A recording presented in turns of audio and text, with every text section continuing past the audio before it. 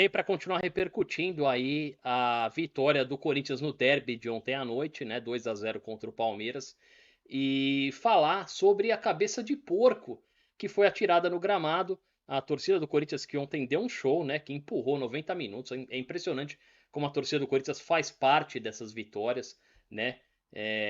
Mas a cabeça de porco também fez parte aí, é um ato que entra para a história do derby, né? Daqui 50 anos a gente vai falar sobre esse jogo que a cabeça de porco foi atirada no gramado. Não é a primeira vez que uma cabeça de porco é jogada.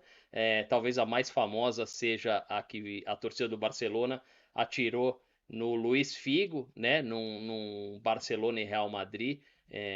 O Luiz Figo que foi pivô da transferência mais polêmica da história do futebol, trocou o Barcelona pelo grande rival de Madrid, e existe até um documentário no Netflix sobre essa transferência que eu recomendo muito, né? Mas, voltando, eu queria falar sobre como a imprensa esportiva tratou esse assunto durante o dia de hoje. Eu acompanhei vários programas para ver essa repercussão. Jornalistas aí como o Eduardo Tironi lá no UOL, Fábio Sormani na Placar, o Flávio Gomes também, entre outros aí, exageraram na cobertura desse ato, né? Inclusive o Eduardo Tironi levantou essa bola, eu não consegui acreditar quando eu escutei.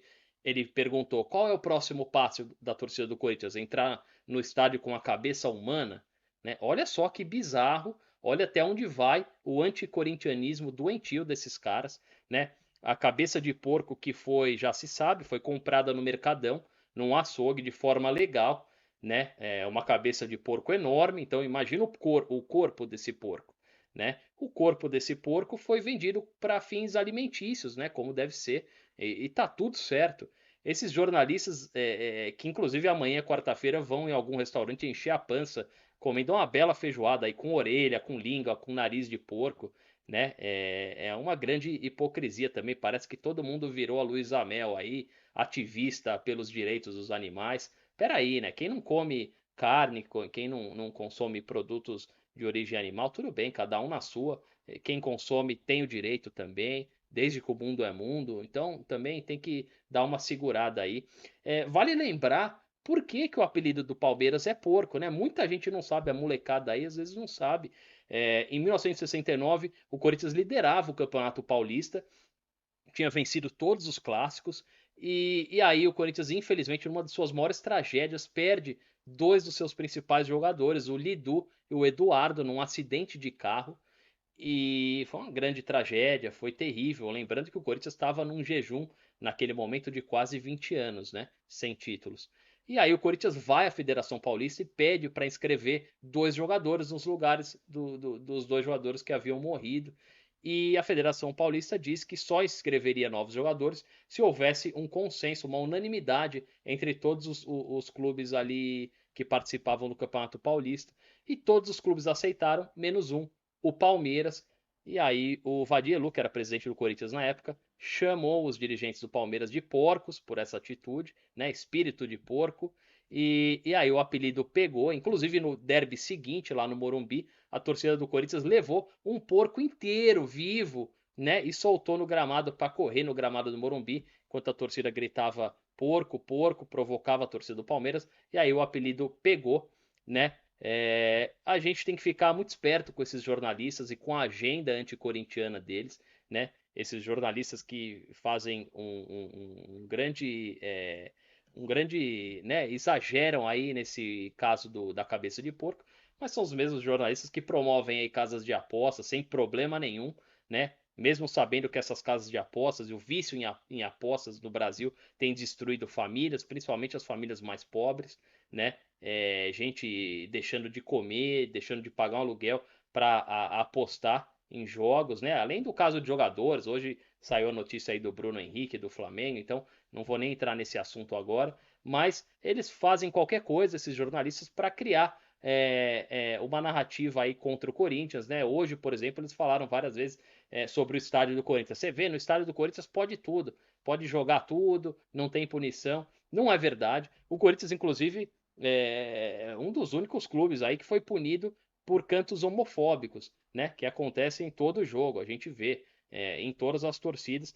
e esses cantos homofóbicos, obviamente, eles têm que ser coibidos, mas é curioso observar como a imprensa só faz barulho quando é o Corinthians, né? Do mesmo jeito que a imprensa faz barulho com as finanças do Corinthians, quem assiste televisão, os programas esportivos, pensa que só o Corinthians deve. Só o Corinthians tem dívida, só a diretoria do Corinthians tem problema. É muito curioso isso daí. A gente sabe que tem muito clube quebrado, muito clube gastando o que não tem, inclusive essas SAFs aí que eles gostam de exaltar, e a gente sabe que eles têm times que são incompatíveis com o orçamento e com a arrecadação deles, né? O Botafogo, o Atlético Mineiro, por exemplo.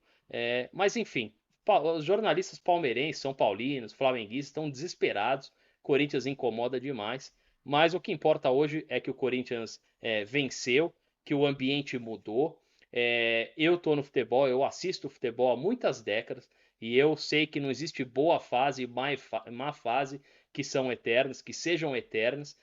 Então a gente pode sim estar testemunhando a entrada num novo ciclo no futebol paulista e no futebol brasileiro, um ciclo muito mais positivo para o Corinthians, e isso assusta, a gente sabe que assusta, mas pode ser que isso esteja acontecendo agora. A gente viu a reação dos palmeirenses, o Abel Ferreira, jogadores, a própria torcida, o torcedor do Palmeiras, a incapacidade deles em reconhecer a superioridade do adversário, né? O Abel Ferreira falando que, pô, foram erros individuais. Todo jogo que o Palmeiras só ganha, né?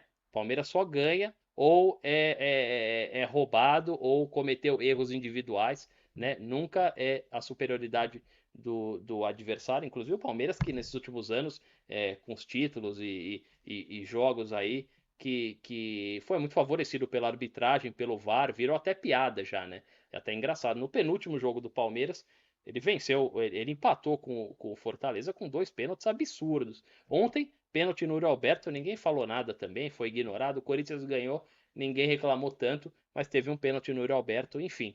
A gente já está acostumado, infelizmente, mas a coisa pode estar mudando agora. E é isso, o que importa é o Corinthians e é o Corinthians em ascensão. E a gente espera que o Corinthians dê voos mais altos agora, porque é sim possível. E é isso aí, tamo junto, vai Corinthians!